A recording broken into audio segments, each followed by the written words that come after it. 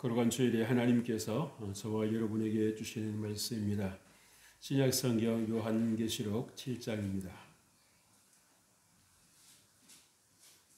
요한계시록 7장 9절에서 17절까지 말씀입니다. 이 말씀 봉독할 때에 우리 하나님 계시 음성을 함께 듣습니다.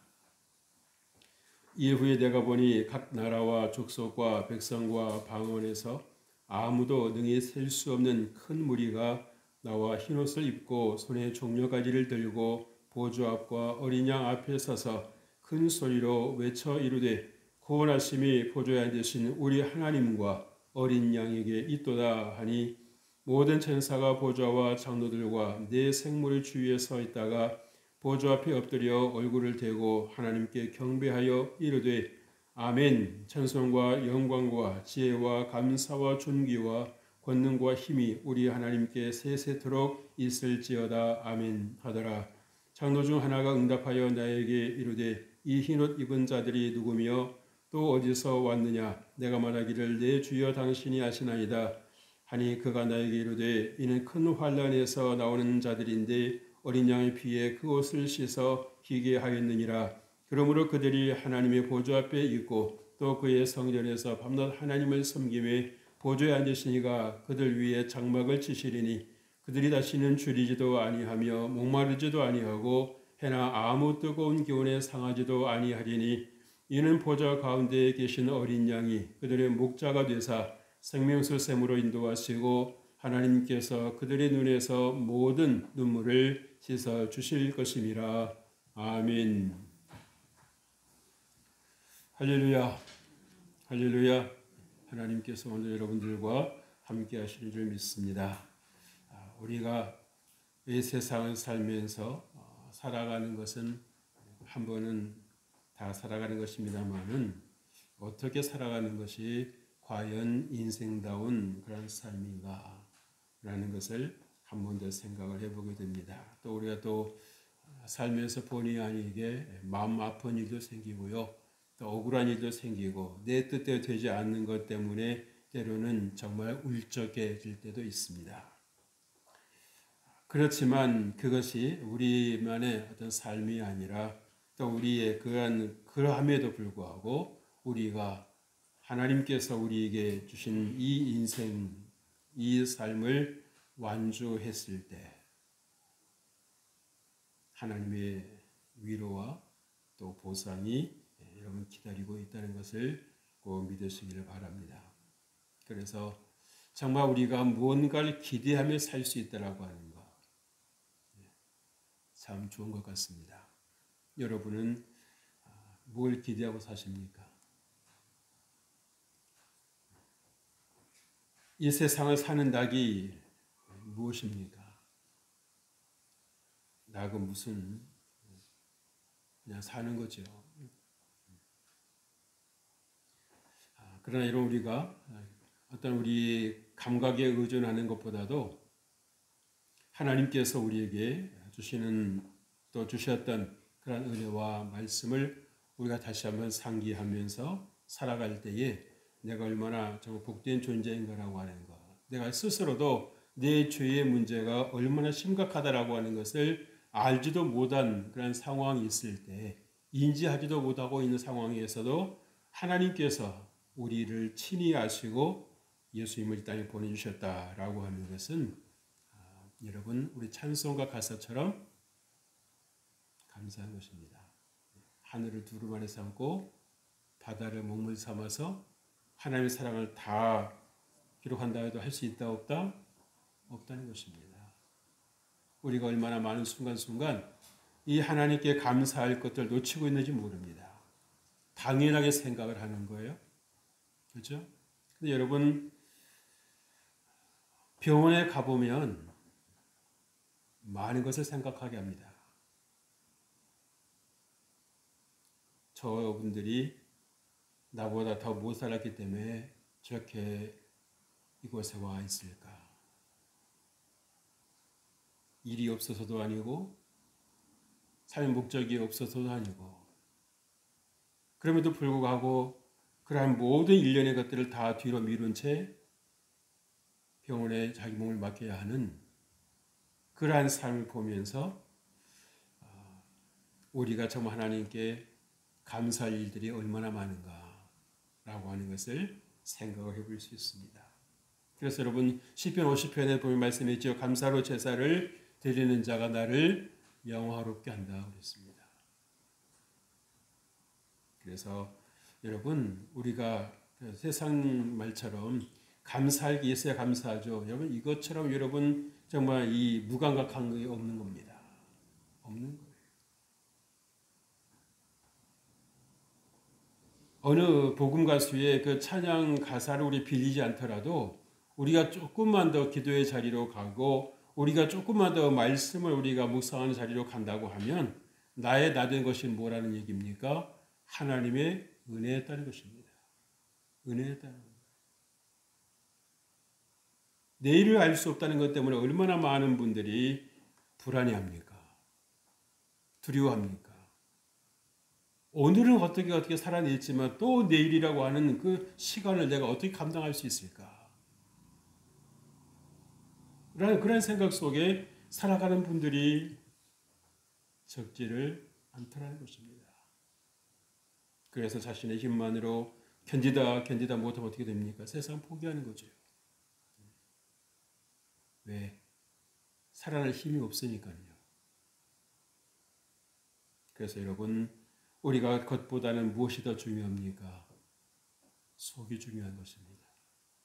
우리가 외면보다는 내면이 중요한 것입니다. 오늘 주님께서 이 사도 요한을 통해서 저와 여러분에게 들려주시는 말씀 무엇입니까? 우리들의 눈에서 모든 눈물을 씻어 주실 것이다. 이 땅을 살면서 여러분 말 다 하고 살지 않잖아요. 그죠? 얼마나 정말 하고 싶지만 어느 때는 확 뱉어버리고 싶지만 꼭 참고 또 사귀고 그렇습니까? 그러나 우리 하나님 앞에 여러분들이 가면 어떠한 여러분의 그 속에 담아두었던 그 누구에게도 하지 않았던 그 말까지도 여러분이 하나님께 다 말씀드릴 수 있습니다. 그래서 여러분 우리가 그런 말을 하잖아요. 이 세상을 살면서도 내가 어떤 말을 해도 그 말을 받아줄 수 있는 단 한 사람만 있어도 살 수 있다고 하지 않습니까? 그래서 우리가 이 입구가 있으면 출구가 반드시 있어야 돼요. 그렇죠? 입구만 있으면 어떻게 되겠습니까? 감당 못하면 폭발하는 거죠. 터지는 것입니다. 우리가 지난 주일에는 우리가 요한복음 21장 1절 14절 말씀을 통해서 화해자 예수님이라는 제목으로 우리가 함께 은혜를 나눴습니다. 여러분 이 말씀을 듣고 한 주간 여러분의 삶에서 어떤 삶을 사셨습니까?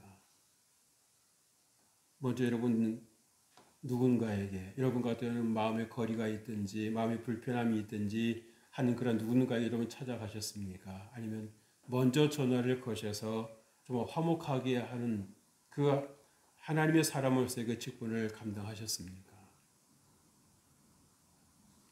때로는 우리가 믿음 생활 한다라고 하는 것이 쉽지 않습니다. 듣기만 하면 무슨 문제가 있겠습니까? 그러나 예수님께서 우리에게 원하시는 것은 무엇을 말씀하십니까? 너희가 들은 대로 행하라는 것입니다. 누구를 위해서? 하나님의 영광을 위해서라는 거예요. 그래서 우리 믿음의 사람들은 나를 위해 살아가는 인생이 아니라 하나님의 영광을 위해 살아가는 것입니다. 그러니까 어느 때는요, 내가 하고 싶다고 해서 내 어떤 기분과 내 주관대로 하는 것이 아니라 하나님께서 기뻐하신다면, 하나님의 명이라고 하면 우리는 당연히 순종해야 되는 것입니다.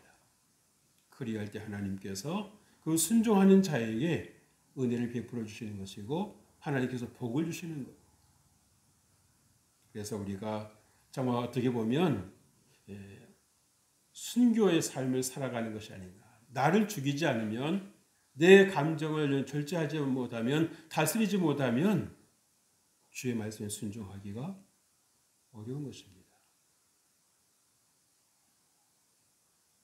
그래서 여러분들이 정말 여러분의 마음 같아서는, 여러분의 생각 같아서는 그러고 싶지 않은데 하나님의 말씀이 오매 내가 순종하겠노라고 그렇게 여러분들이 고백하고 한번 순종해 보십시오.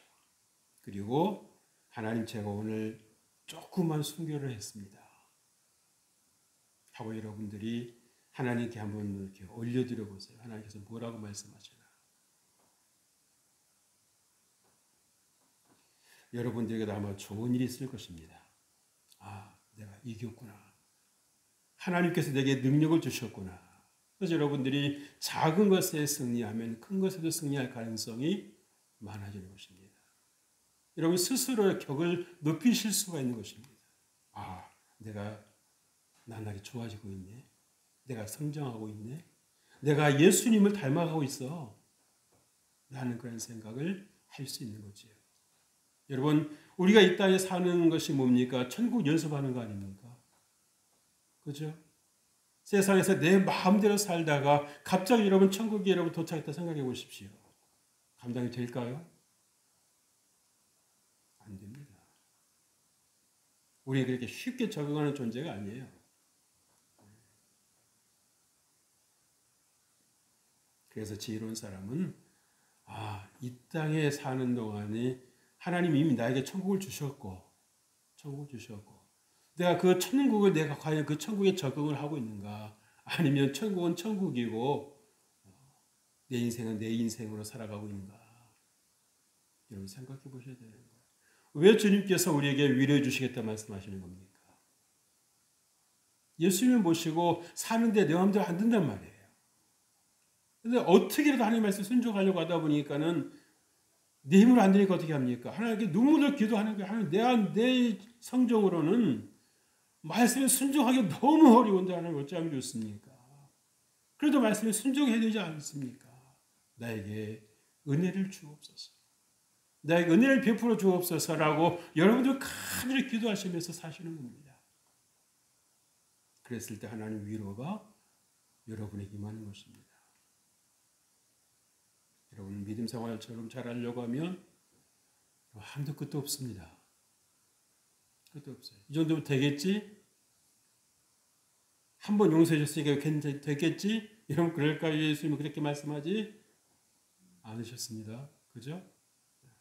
제자가 물었을 때 예수님 말씀하시잖아요. 70번씩이라도 7번 용서하라고. 그게 횟수를 말씀하시는 걸까요? 아닙니다. 용서를 구하면 해주라는 겁니다.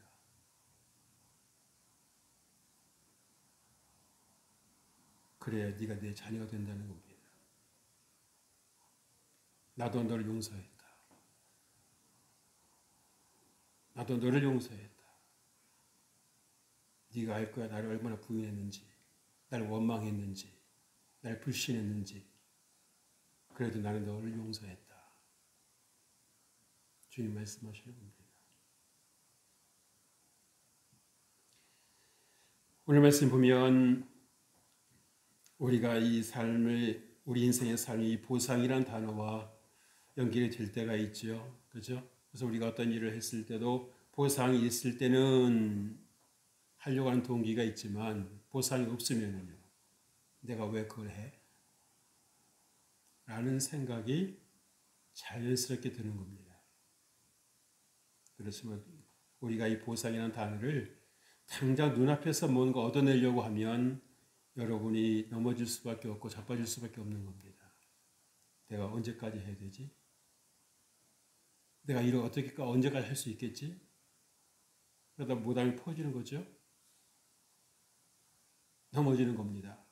그러나 분명히 하나님의 약속의 말씀은 이루어진다 라고 하는 믿음을 갖고 있는 분들은 자신의 마음을 늦추는 것입니다. 조급함을 늦추는 것입니다. 그래서 반드시 주님은 정말 믿음을 따라 살아가는 모든 성도들에게 정말 그 삶에서 주님께서 말씀하시죠. 너 내 뜻대로 내 말대로 순종하려고 얼마나 힘들었니? 그러면서 친히 주님의 그 따뜻한 주님의 그 손길로 우리 눈물을 닦아주시는 겁니다. 닦아주시는 거예요. 네가 알아서 닦아 그러시는 게 아니라 주님께서 닦아주시는 것입니다. 얼마나 힘들었니? 그때 여러분 어떻게 됩니까? 어떻게 말씀하셔야 됩니까? 아, 내가 힘들었어요. 그렇게 해줄까요? 그래도 주님의 은혜였습니다. 라고 대답하셔야겠죠. 한번 따라서 해봅시다. 그래도 주님의 은혜였습니다. 그때 여러분의 은혜가 되는 것입니다. 오늘 말씀에 보면 10절에 구원하심이 우리 하나님과 어린 양에게 있도다라고 말씀했습니다. 여러분, 하나님을 인정하는 삶을 그래서 보여주고 있는 거지요. 여러분, 구원보다 여러분들 이 세상에 귀한 일이 어디 있습니까? 내 생명을 죄에서 건진받는 것보다 더 귀한 일이 어디에 있습니까? 그래서 정말 우리를 구원하신 그 하나님께 오늘 이 천사들과 또 장로들이 믿음의 사람들이 모여서 하나님께 감사하는 것입니다. 찬양하고 있는 것입니다. 그래서 여러분 우리가 함께 이 믿음의 선상에서 출발합니다마는 끝까지 이 믿음의 완주를 다하는 분들도 계십니다마는 그렇지 않은 분들도 많더라는 것입니다.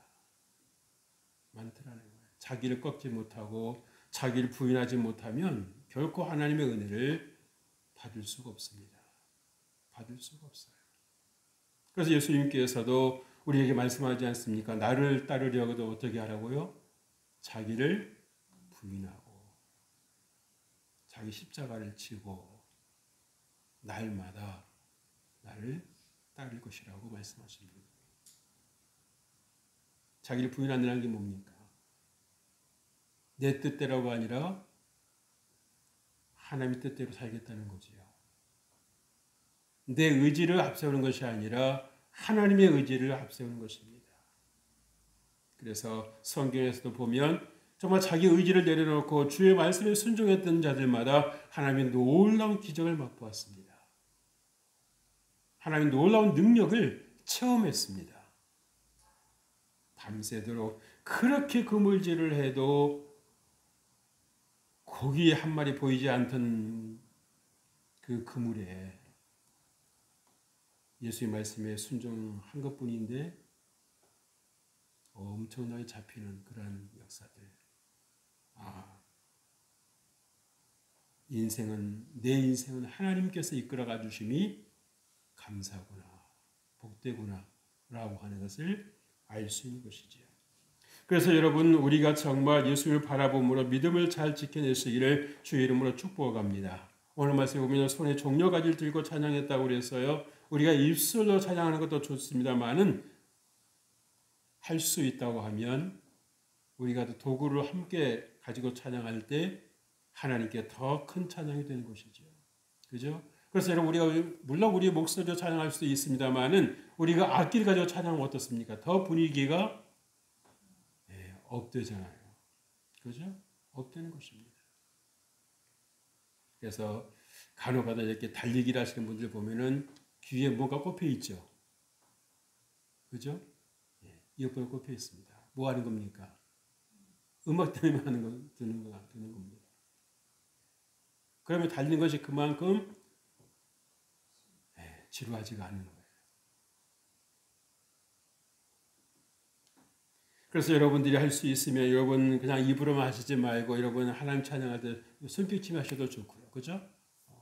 아니면 악기라든지 어떤 도구를 가지고 여러분이 찬양하는 걸 하나님께서 더 기뻐 받으신다는 것입니다. 그리고요, 큰 소리로 하나님을 찬양하라고 말씀하고 있지요. 오늘 이 하나님을 찬양하고 있는 무리들도 보면 큰 소리로 하나님을 찬양했다고 합니다. 어느 때로 큰 소리가 나옵니까? 하나님을 뜨겁게 사랑할 때죠. 그죠? 뜨겁게 사랑하면 큰 소리로 찬양하고 싶은 마음이 드는 겁니다. 그런데 하나님을 사랑하지 않으면요, 기어 들어가는 소리로 하는 겁니다. 마지못해서 아무런 마음의 감동도 없이, 마음의 느낌도 없이 그냥 글자를 소리내서 조금 이렇게 거기에 맞춰서 그냥 입을 벌리고 있는 것에 불과한 거예요.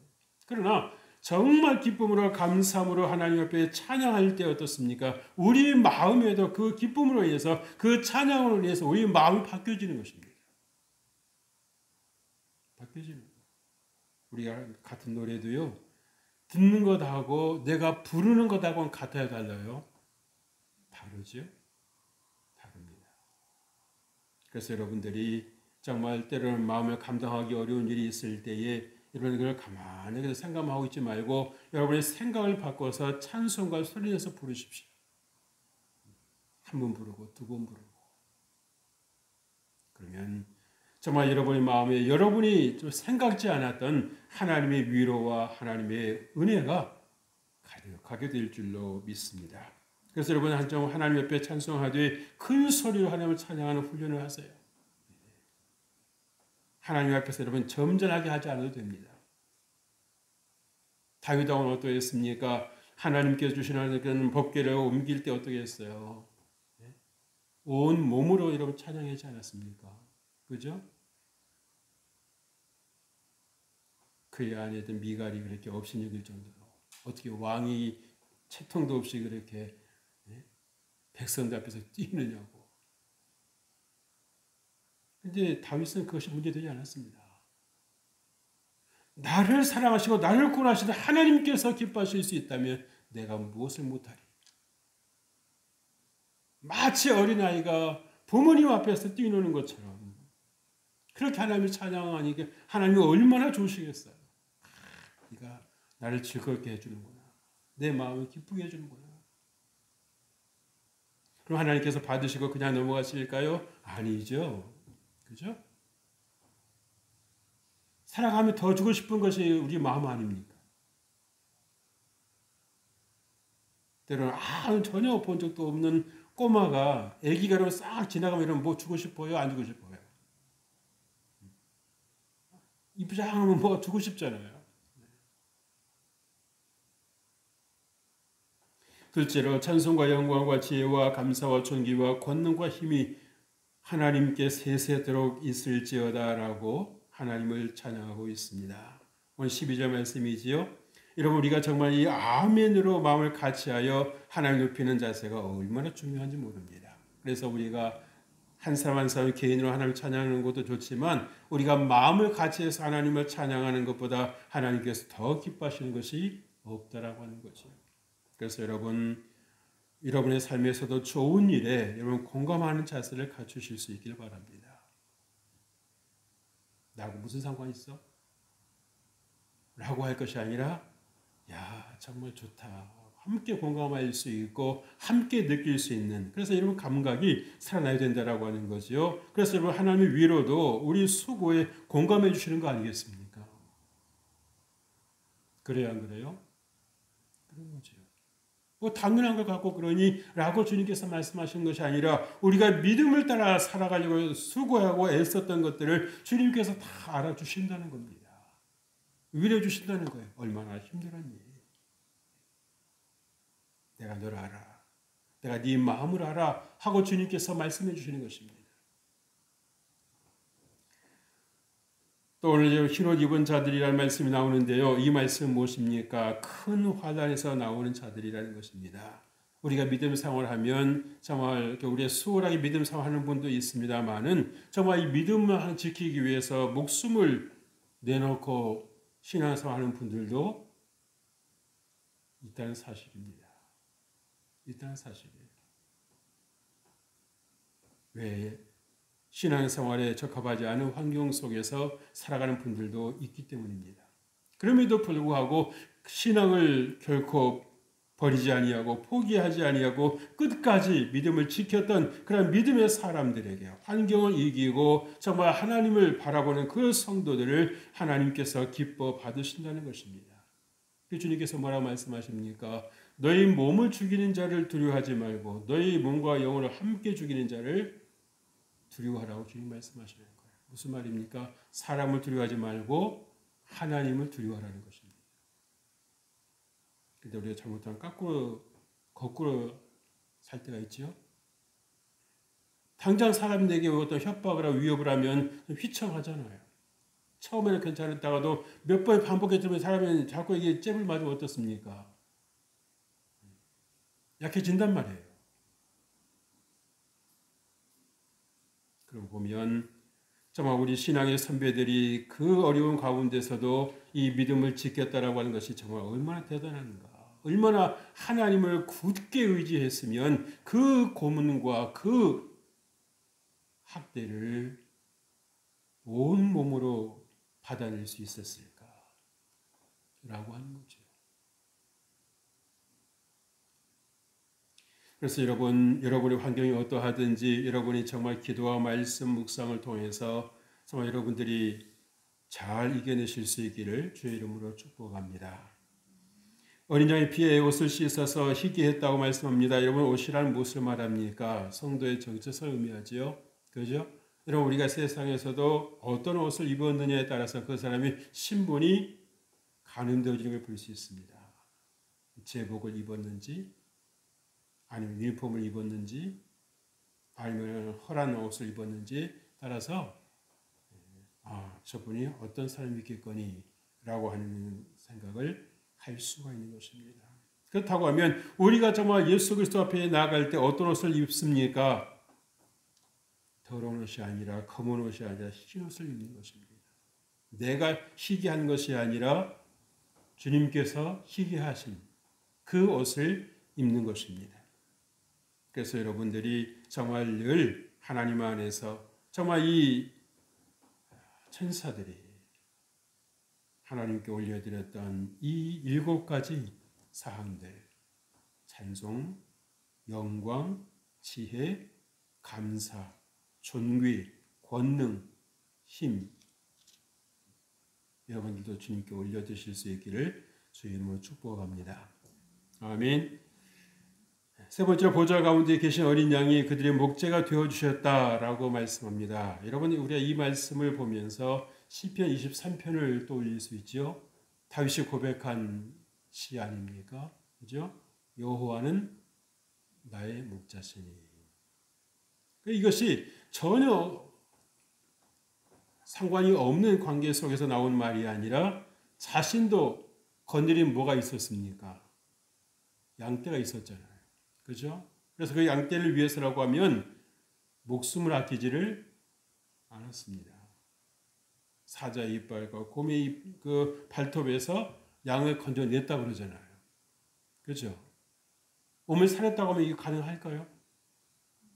아닙니다. 저 양은 내 거야. 내가 보호해야 돼. 내가 지켜야 돼. 라고 하는 정말 이 철저한 목자의식이 있었기에 그 곰도 사자도 두려워하지 않았다고 하는 거죠.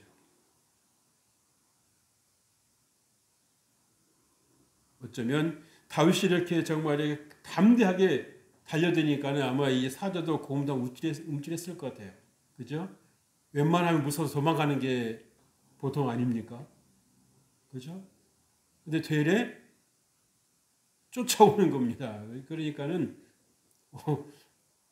저 우리가 상대할 대상이 아닌가 보네 하고 도망갈 수도 있을 거예요. 다윗이 그렇게 또 용감하니까 다윗의 이 휘하에 있었던 장수 가운데도 용감한 사람이 있었잖아요. 그죠? 상대방의 창을 뺏어가지고 그 창으로 그 적을 죽이는 이런 생각이 되세요? 상상이 되십니까? 상대방이 쥐고 있는 무기를 갖고 뺏어갖고 죽였단 말이에요. 보통 용기 갖고 될 일입니까? 아닌 것입니다. 자기를 생각한 것이 아니라 오직 나의 죽은 되는 다윗을 위해서. 다윗이 하나님께 그러한 모습으로 살아가니까 또 다윗도 그러한 이 부하 장수를 만나는 겁니다.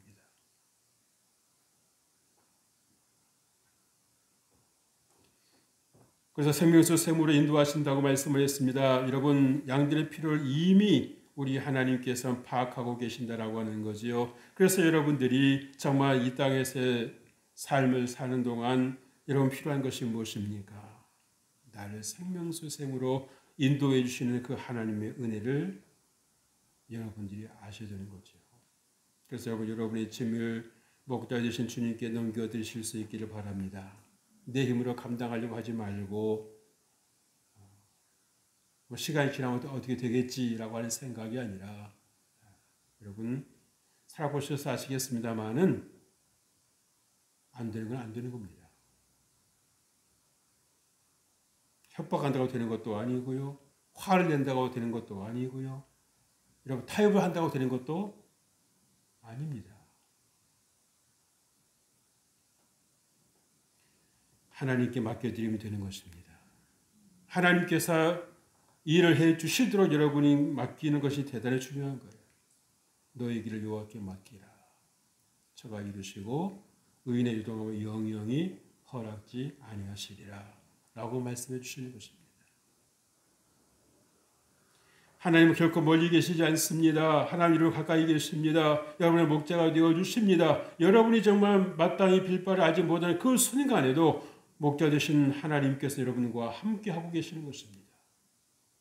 여러분이 구하지 않았기 때문에 주님께서 도움의 손길을 미루시는 것이지 결코 여러분을 떠나시는 것은 아니시다라고 하는 것을 여러분들 아셔야 돼요. 근데 우리는 어느 순간부터가 살아가면 다 알아서 해줘야 되는 거 아닙니까? 얼핏 맞는 말인 것 같은데 꼭 맞는 말은 아닙니다. 내가 움직이지 않고 내가 활동하지 않으면 내 몸은 뭐가 되는 겁니까? 약해지는 것입니다. 우리 몸은 움직이도록 되어 있는 거예요.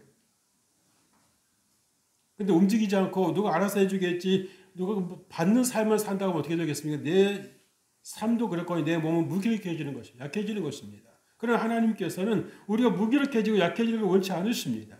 더 정말 남자답게 강건하라고 주님께서 말씀하지 않습니다.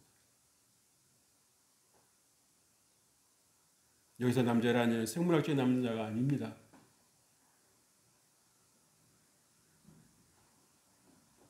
그래서 여러분의 짐을 목자 되신 주님께 넘겨드리시길 다시 한번 주의 이름으로 축복합니다.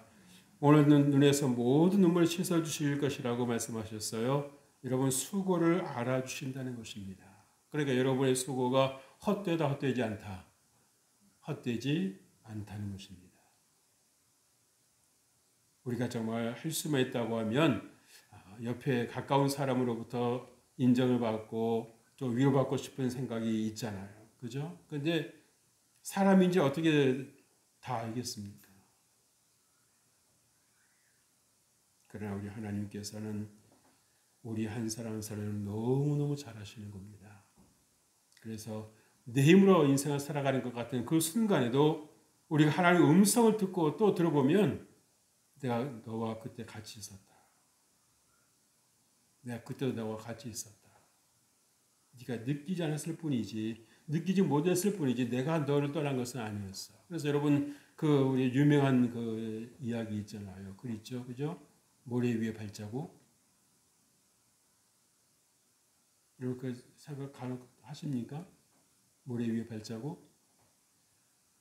내가 평안할 때는 두 사람의 발자국이 보였는데 내가 힘들고 어려울 때는 발자국이 한 사람 발자국밖에 없더라는 거죠.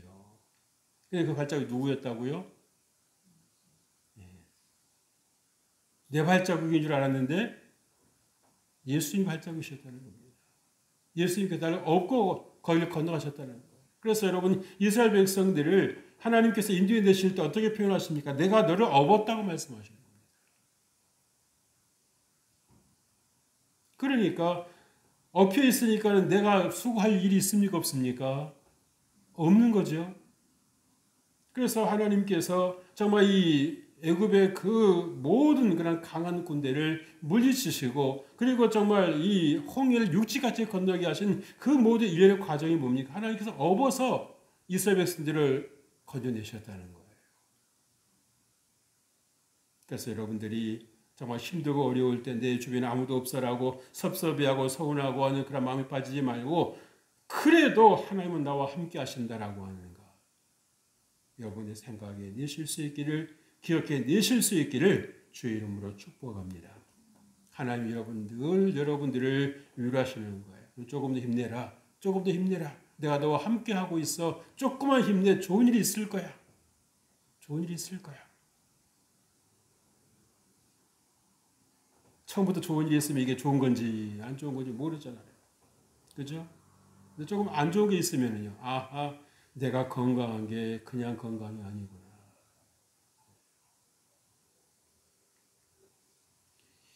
보좌에 앉으시니까 그들을 위해 장막을 치실 것이라고 말씀하십니다. 무슨 말씀입니까? 하나님께서 영원토록 머무시겠다는 것이지요. 거하시겠다는 것입니다. 여러분 장막의 상징은 뭡니까? 거기에 거하는 거 아니에요? 그죠? 살기 위해서, 머물기 위해서 치는 것이 장막 아닙니까? 주님께서 그들 위에 장막을 치시겠다라고 하는 말씀은 내가 너와 함께 할 것이고 내가 너를 결코 떠나지 아니할 것이라고 하는 것을 말씀해 주시는 것입니다. 그것을 주님께서 요한사도를 통해서 요한계시록에 기록하게 하셨다라고 하는 것은 무엇입니까? 나를 바라고 끝까지 따라와라. 끝까지 따라와라. 포기하지 말고 끝까지 따라와라. 내가 너를 위로하고 내가 너를 만나줄 날이 있을 거야. 네가 나에게 품에 안길 날이 반드시 올 거야라고 하는 것을 우리에게 소망 가운데 말씀해 주시는 것입니다. 또 당부하시는 겁니다. 절대 포기하지 마. 절대 포기하지 마. 나는 너를 포기하지 않아. 너만 포기하지 않으면 돼. 라고 주님께서 말씀해 주시는 것입니다. 그래서 오늘 정말 생명의 말씀을 여러분의 마음판에 잘 새겨서 잘 감당하시고 이겨내시고 그래서 하나님께 영광 올려드리시기를 주의 이름으로 축복합니다. 축복합니다. 하나님 아버지 감사합니다. 하나님께서 우리에게 정말 소망을 주시고 우리의 삶이 결코 헛되지 아니하고 하나님과 한순간 한순간이 연결되어 있음을 다시 한번 깨달아 알게 하시니 감사합니다. 더 우리의 마음이 열리게 해주시고 우리의 생각이 더 주님을 향해서 긍정적으로 변화되게 하여 주시고 성장하게 하여 주옵소서. 정말 하나님의 은혜로 살아가는 우리 모두가 되게 하여 주옵소서. 우리 모든 성도의 삶 가운데 하나님께서 늘 빛으로 임하셔서 정말 인도하여 주시고 지도하여 주시고 이끌어 주옵소서. 승리케 하여 주옵소서. 위롭게 하시는 우리 주 예수님 이름으로 기도합니다. 아멘.